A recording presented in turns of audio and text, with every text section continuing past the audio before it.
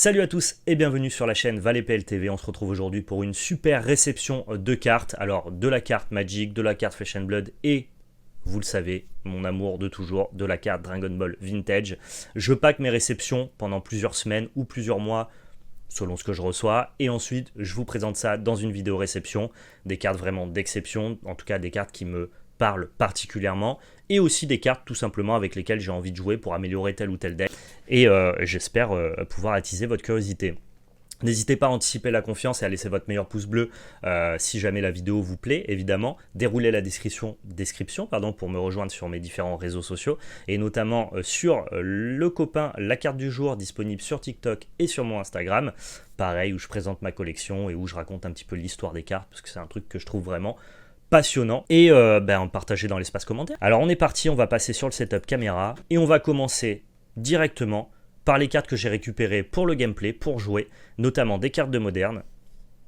Hop, pour ceux qui ont vu la vidéo sur mes decks de Moderne, eh bien j'ai acheté récemment 2 Régents de Sombre Marée, que je n'avais pas, qui sont des cartes extrêmement jouées en Moderne dans UR Murktide, mais qui sont venues agrémenter les listes Temur Rhino, qui leur donne du coup un angle d'attaque supplémentaire, c'est-à-dire qu'on n'est plus obligé de seulement passer par la cascade pour tuer, mais en fait en milieu ou en late game, on est capable aussi de faire la course avec les decks Murktide, ou alors de proposer une grosse bête pour pouvoir tuer et attaquer sur d'autres angles. Je pense que c'est aussi très très bien en mirror. Voilà, les Régents de Sombre Marée, que j'ai acheté il y a très peu de temps. Un autre achat qui vient d'un autre TCG et qui est entièrement dédié au jeu plus qu'à la collection, c'est un achat Flesh and Blood. Ce sont du coup les 3 Soul Food, donc des cartes magnifiques qui sont des Majestic Light Action du set Monarch de Flesh and Blood sorti en 2021. J'ai acheté ces cartes sur les conseils de Marcelf. Je vous invite à aller voir sa chaîne qui s'appelle Le Tome de Marcelf. Il fait des conseils financiers, alors pas forcément des conseils financiers sur la collection, même si ça peut arriver, mais surtout des conseils d'achat en fonction des prochains sets et des anticipations de méta. Et en fait, comme dans le prochain set de Flesh and Blood qui s'appelle Dusk Till Dawn, on va remettre en avant les cartes light et les cartes illusionnistes, eh bien il était important de pouvoir récupérer cette Majestic là, qui était un peu une carte qui était boudée et pas jouée au préalable, mais qui risque probablement de devenir jouable, voire très puissante à la sortie du prochain set. Donc évidemment, j'ai écouté les conseils de Marcelf et j'ai récupéré mes 3 Soul Food. Toujours sur Flesh and Blood, grand fan de cet univers, de ce TCG, que ce soit pour le jeu ou pour la collection. Vous le savez, j'essaye de récupérer toutes les fables. Alors il m'en manque encore quelques-unes parce que ce sont les cartes les plus rares de Flesh and Blood. Il y a environ une fable toutes les 40 boîtes de boosters. C'est vous dire comme c'est difficile de récupérer ces cartes-là. Mais j'essaye petit à petit de toutes les récupérer. Pas forcément en Cold Foil, qui est la version la plus rare, mais déjà en Rainbow Foil, c'est plutôt très bien. Et il m'en manquait notamment une, qui est le Blood of Drakai. Donc vous le voyez, la rareté fable ici est symbolisée par le petit losange en bas à gauche de la carte. Ce sont des cartes légendaires, vous ne pouvez en avoir qu'une seule dans votre deck. La plupart du temps, ce sont des cartes qui n'ont pas d'intérêt à être jouées, c'est vraiment des cartes de collection. Et je trouve celle-ci, ma foi, plutôt très très jolie. Elle va rejoindre ma collection et elle ne sera évidemment pas jouée dans un deck. Vraiment une très très jolie carte, je suis très content d'avancer petit à petit vers la récupération de ces fables. Alors là, un truc un peu particulier que je pense très peu d'entre vous vont connaître.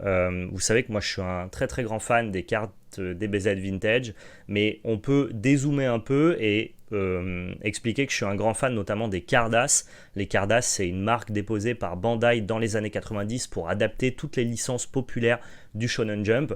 C'est-à-dire qu'il y a des Cardass DBZ, mais aussi des Cardass Fly, par exemple, enfin la quête de Dai, il y a des Cardass Yu Yu Hakusho, il y a des Cardass Slam Dunk, et il y a des Cardass Sailor Moon.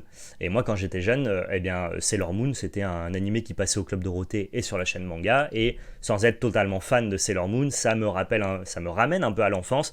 Et généralement, en attendant l'épisode de Dragon Ball Z, on regardait l'épisode de Sailor Moon. Et c'est un épisode aussi qui a un peu bercé l'enfance de ma compagne, parce que ma compagne, elle a le même âge que moi et elle a ce souvenir d'enfance un petit peu de Sailor Moon. Et donc voilà, moi j'adore les Cardass. J'aime notamment les Cardass Limited, c'est-à-dire des cartes promotionnelles qui ont été distribuées seulement pour certains événements et qui du coup sont en nombre limité. Et il se trouve que j'ai vu passer en cherchant des Cardass DBZ une annonce sur eBay pour la Cardass Limited Sailor Moon Memorial Cardass avec un prisme hard magnifique. Cette carte-là, elle a été distribuée dans le monde seulement à 2000 exemplaires, c'est-à-dire qu'il y en a quand même très très peu dans le monde. Et elle a été produite par Bandai pour célébrer les 100 millions de Cardass Sailor Moon mises en circulation. Donc c'est une carte qui est très vieille, qui a été distribuée en 94, donc c'est une carte qui a bientôt 30 ans, et qui en fait est extrêmement rare. Je l'ai vu passer à un prix vraiment défiant toute concurrence sur eBay, et je me suis jeté dessus. Le petit avantage de cette Cardass Memorial, c'est qu'en fait c'est un puzzle, elle est par deux. Donc voilà, je me suis fait vraiment plaisir avec ça. C'est ma compagne qui m'a offert ces deux cartes-là pour mon anniversaire. Et voilà, c'était un truc qui était assez amusant parce que Sailor Moon, ça lui rappelle un peu son enfance. En fait, c'est un souvenir commun qu'on a dans notre enfance. Là où elle n'a pas nécessairement grandi avec Dragon Ball ou quoi. Elle était plus team Cat Size ou Sailor Moon. Et ça nous fait un point d'accroche sur un univers commun de l'enfance, et on trouvait ça assez amusant, quoi. Et elles sont vraiment magnifiques, hein. Je ne sais pas si vous voyez le prisme hard avec ce fond bleu comme ça, c'est vraiment des cartes très très jolies. Je vous montre le dos évidemment. Voilà, carte d'exception, et encore une fois je le répète, c'est fou de se dire que dans le monde il n'y a que 2000 exemplaires de ces cartes là, et probablement beaucoup moins actuellement parce que c'est des cartes qui ont 30 ans, je pense que la plupart ont été déchirées, jetées ou perdues. Voilà. Alors, on va maintenant s'intéresser aux Cardass françaises, donc du coup les versions françaises des Cardass japonaises éditées dans les années 90. Il faut savoir qu'en France, on avait cette culture du manga, en tout cas, on achetait beaucoup d'animés au Japon pour les produire en France. Il y a eu une période de DB Mania qui fait que même les cartes qui ont été éditées au Japon ont eu une version traduite en français, mais pour le marché français, et c'est souvent ce qui se passe d'ailleurs quand on exporte un produit et surtout qu'on l'adapte dans un certain pays, eh bien on rajoute des cartes supplémentaires, ce qu'on appelle des special cards. Et donc notamment pour les Cardass Grand Combat, qui sont les versions françaises des Cardass Super Battle, eh bien il y a eu des cartes exclusives pour le marché français qu'on appelle les hors-série, que je vous ai déjà présenté lors d'une précédente réception, mais aussi les Special Flash. C'est des cartes que j'ai mis très longtemps à récupérer parce que je me suis dit, quand j'ai repris le game de la carte de collection DBZ Vintage, moi je vais m'intéresser notamment aux Cardass japonaises, mais pas nécessairement aux Cardass françaises, parce que c'est un peu plus cher, plus dur à récupérer. Et puis au final, on finit toujours par y revenir parce que c'est les cartes de l'enfance, c'est les cartes qu'on a vu passer dans la cour de récréation au même titre que les cartes Pokémon, hein, qui maintenant valent très très cher. Les cartes de l'enfance, c'est un truc qui a un effet puissant, la nostalgie sur moi et sur certains d'entre vous. Et donc je commence à récupérer les cartes Special Flash. Donc c'est des cartes qui ressemblent à ça. Celle-ci malheureusement est en assez mauvais état. Je suis pas un fanat des états, mais je veux quand même que mes cartes soient en très bon état. Donc voilà, celle-ci, je pense que j'essaierai de l'upgrade. Ce que j'adore particulièrement sur les Cardass Special Flash, c'est le côté très vintage du dos. Donc voilà, 1996, c'est une carte qui a 27 ans. Et donc cette carte-là, je pense que je vais probablement la revendre dès que j'aurai trouvé un état plus satisfaisant. Hop, une autre Special Flash, celle-ci en état parfait. C'est vraiment très très difficile de trouver ces cartes en bon état, vu que l'entièreté de la surface est dorée et un peu effet laser, un effet métallique. Eh bien les cartes sont très facilement rayables, donc c'est très très difficile d'avoir une carte en bon état et surtout avec quasiment aucune rayure. Je vous montre le dos magnifique avec cette couleur un peu mentholée. Ça, c'est vraiment des cartes. Tu avais ça dans la cour de récréation, t'étais vraiment le boss, quoi. Voilà, carte spéciale flash. Et l'avantage de ces cartes-là, c'est que, évidemment, récupérer les cartes françaises, ça a de la valeur pour le marché français et pour les gens qui sont nostalgiques des cartes traduites en français des années 90, parce que c'est les cartes qu'ils avaient dans l'enfance. Mais vos cartes françaises, elles n'intéressent personne sur le marché international. Si, admettons que demain vous souhaitiez les revendre, tes cartes japonaises, tu peux les revendre notamment sur le marché japonais et le marché hongkongais ou chinois, qui sont très friands de ces cartes-là, et aussi sur le marché français. Mais tes cartes françaises, tu les gardes pour toi ou tu les revends sur le marché national. Ça n'intéresse pas le Japon. Par contre, ces cartes exclusives qui, elles, n'ont pas d'adaptation ni asiatique ni japonaise, eh ben, il faut savoir que ces cartes-là, elles intéressent tout le monde. Voilà. Il y a beaucoup de... ça fait partie des rares cartes, notamment, qui sont plus chères au Japon qu'en France. Voilà, parce que c'est des cartes que les Japonais n'ont pas eu. Donc on est très chanceux d'avoir eu ces cartes-là, les Special Flash et leurs séries. Je vous présente la plus jolie carte Special Flash dans un état exceptionnel. Voilà, je le précise. C'est en dehors de tout sens commun d'avoir une spéciale flash dans un état pareil. C'est très très très rare et très très très difficile. J'ai réussi à acheter ces cartes-là à quelqu'un qui a laissé ses cartes en classeur depuis 30 ans et qui ne les a jamais touchées. Je vous montre le dos de la carte, elle est parfaite. Il n'y a pas une rayure. La carte est vraiment quasiment mint. Et c'est la spéciale flash la plus difficile à trouver, la plus rare. Donc vraiment ça c'est dingue. Hein. Dragon Ball GT, qui même s'il a été boudé parmi les fans de Dragon Ball, il faut savoir que les Cardass ont quand même donné quelques lettres de noblesse à Dragon Ball GT, notamment avec des visuels exceptionnels. Donc autant il y a un vrai désamour pour la série Dragon Ball GT, autant sur les cartes Dragon Ball Vintage, Dragon Ball GT c'est un giga banger quoi. Donc voilà, la spéciale flash de la part 8 des Cardass Grand Combat, exceptionnel. Encore une spéciale flash, et il y en a 6 à récupérer pour les avoir toutes, j'en ai 4 pour l'instant, il m'en manque encore 2. On a la première spéciale flash du coup de la partie 4, avec Végétaux au premier plan, et en fond en texturé, vous avez toute la Z-Team. Magnifique.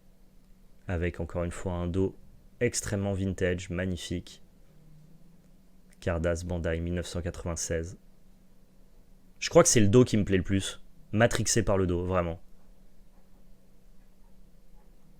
Alors cette carte-là est beaucoup plus commune que cette carte-là, parce qu'il faut savoir que la part 4, elle a vraiment été éditée en 96 pendant la DB Bania, tandis que cette carte-là a été éditée en 98, et en fait le Club Dorothée, lui, a disparu en 1997. Ce qui fait que Dragon Ball est très rapidement tombé en désuétude en France, et donc du coup, les cartes qui ont été produites en moins d'exemplaires et surtout qui étaient moins achetées, qui avaient moins d'attrait quand elles sont sorties, eh bien sont plus dures à trouver et coûtent beaucoup plus cher. Donc cette carte-là est infiniment plus dure à trouver, infiniment plus chère que cette carte-là, qui elle a été énormément ouverte et qui était en plein boom de la culture Dragon Ball en France. Donc voilà, ces cartes-là sont dingues. Je vous parlais des cartes spéciales Flash. Cartes qui ont été designées seulement pour le marché français, mais il y a aussi les hors-séries. Dans chacune des parts, qui étaient donc du coup des adaptations des parts japonaises en France, vous aviez une spéciale flash, mais aussi une hors-série. Je suis totalement fan des hors-séries, vous le savez bien, je vous en ai présenté récemment. Et bien j'ai continué à récupérer les hors-séries qui me manquaient, et je peux vous dire qu'actuellement, je suis full hors-série française. J'ai toutes les hors-séries françaises dans un état que l'on peut estimer au moins très bon état, voire near mint.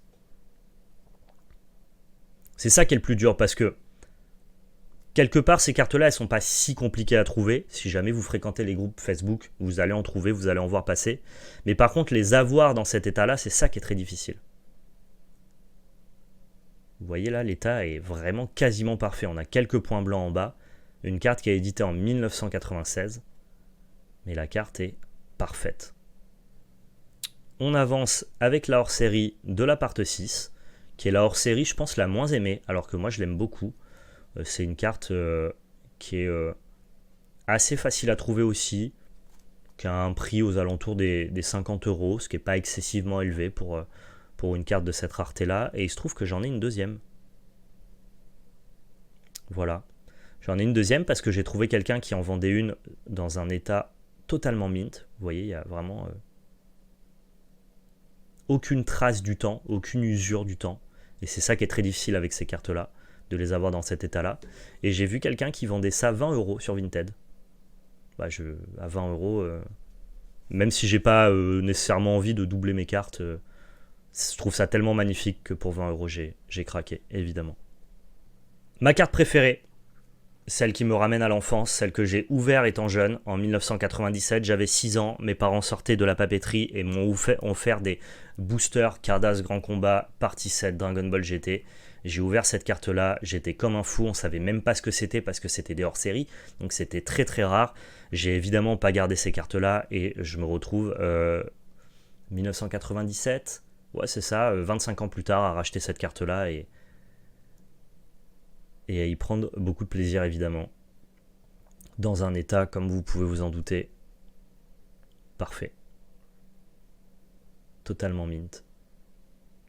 Et encore une fois, c'est très très difficile de trouver ces cartes-là dans cet état-là.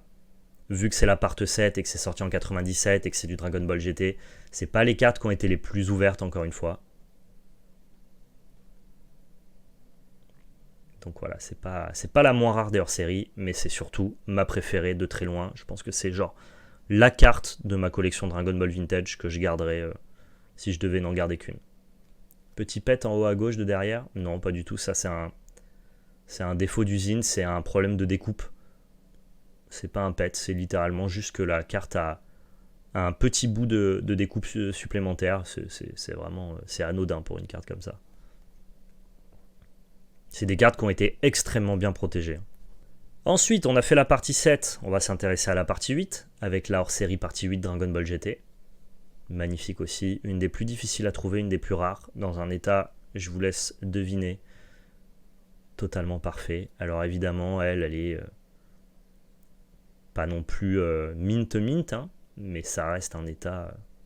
Quand vous voyez passer ce genre de cartes, sachant ce que nous on en faisait en France, je vous rappelle que pour les petits collectionneurs que nous étions dans les années 90, nous jouions avec ces cartes en les jetant le plus près d'un mur ou alors en les posant contre un mur et en jetant des cailloux dessus. Donc je vous laisse imaginer la moyenne des états que l'on trouve sur ces cartes-là. C'est complètement dingue d'avoir des cartes dans cet état, dans cet état-là. Et c'est d'ailleurs pour ça que je fais ces vidéos réception-là, pour vous montrer ça. C'est complètement dingue. Vraiment, l'état classique de ce genre de carte, c'est plutôt cet état-là. Et encore, voire plus mauvais. Dernière hors-série, et on aura complété l'entièreté des hors-séries des Cardass Grand Combat françaises. Pour les hors-séries que vous n'avez pas vues, notamment la part 3 et la part 4, je les ai déjà présentées dans une précédente réception, que je vous invite à aller regarder sur la chaîne si vous ne l'avez pas vue. Mais il reste maintenant la part 9, avec notre ami Vegeta, qui est la dernière que j'ai pu récupérer.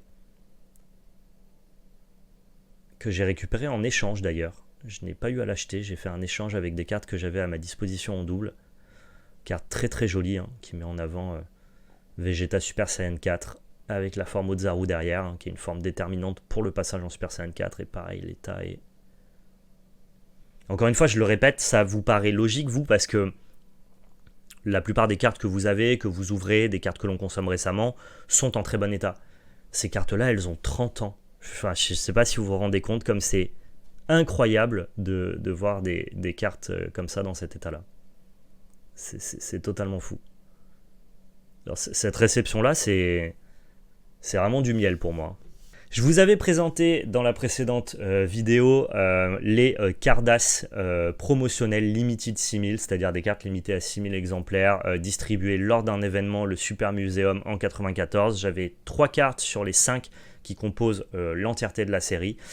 Eh bien, j'ai récupéré évidemment les 2 dernières. Hein. Elles sont là. Des cartes évidemment fantastiques. Donc vous voyez, j'avais la numéro 1, la numéro 2 et la numéro 5. Il me manquait la numéro 3 et la numéro 4.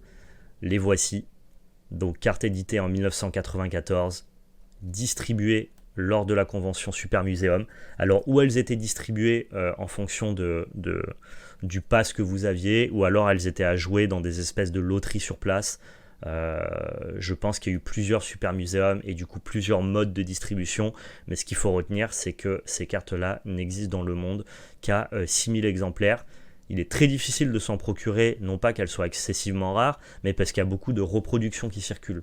Donc il faut faire très attention quand vous décidez d'acheter ces cartes-là, pour ne pas acheter en fait des fakes. Hein. Voilà, très très joli. Et je vous montre maintenant celle-ci. Avec la maquette des Cardass Ondan, et pareil dans des états, vous l'avez compris maintenant, j'essaye au maximum pour ma collection d'avoir les cartes dans le meilleur état possible, et là on est vraiment sur un état, pour des cartes qui ont 30 ans, un état parfait quoi. Magnifique. Dernière carte de cette réception, et pas des moindres, la Cardass Museum 1995. C'est pas une carte qui est spécialement limited, en tout cas elle n'est pas vendue en tant que telle. On ne parle pas de sa limitation, on ne connaît pas le nombre d'exemplaires de cette carte dans le monde. Elles sont probablement beaucoup moins rares que les Limited 6000, mais ça reste une carte promotionnelle qui a été distribuée encore une fois à un événement en 1995. Je la trouve vraiment magnifique. Je sais que Dragon Ball GT ça parle pas à tout le monde, mais moi encore une fois, comme je vous le dis, quand il s'agit de cartes de collection, Cardass Vintage, ça me fait le même effet qu'une carte Dragon Ball Z. Vraiment une carte magnifique que je suis très content d'ajouter à ma collection. Vous le voyez ici, not for sale, hein. C'était pas des cartes qui étaient vendues, c'était des cartes qui étaient distribuées. Et 1995, Made in Japan. Voilà, pareil, ce sont des cartes qui ont malheureusement quelques reproductions qui circulent. Donc faites-y évidemment attention. Voilà, c'est la fin de cette réception. Dites-moi dans les commentaires si ça vous parle et si ça vous intéresse que je continue à vous partager mon cheminement vers la suite de la collection des Cardass Dragon Ball Vintage. C'est un chemin qui est sans fin évidemment, mais que je me plais à parcourir petit à petit avec mes moyens. Évidemment, il y a des cartes qui sont extrêmement cotées et qui sont évidemment inatteignables ou irrécupérables, en tout cas pour l'instant. Mais j'avance petit à petit. Et je prends beaucoup de plaisir à récupérer ces cartes-là. Donc voilà, si la vidéo vous a plu, vous laissez le meilleur pouce bleu, évidemment. Vous partagez ça autour de vous si jamais vous voulez me soutenir. Et si jamais vous voulez un petit peu mettre en avant la collection des cartes Dragon Ball Vintage, qui à mon sens sont assez méconnues. Hein. Vraiment, c'est un marché qui existe qu'en France, mais de manière très niche, qui existe à Hong Kong et au Japon, de manière un peu plus développée. Mais je pense que ce sont des cartes qui méritent et qui gagnent à être connues, évidemment. Voilà, on se retrouve très prochainement pour une nouvelle vidéo. Merci d'avoir suivi ce contenu. Et surtout, n'oubliez pas, c'était de la belle magie. Ciao tout le monde!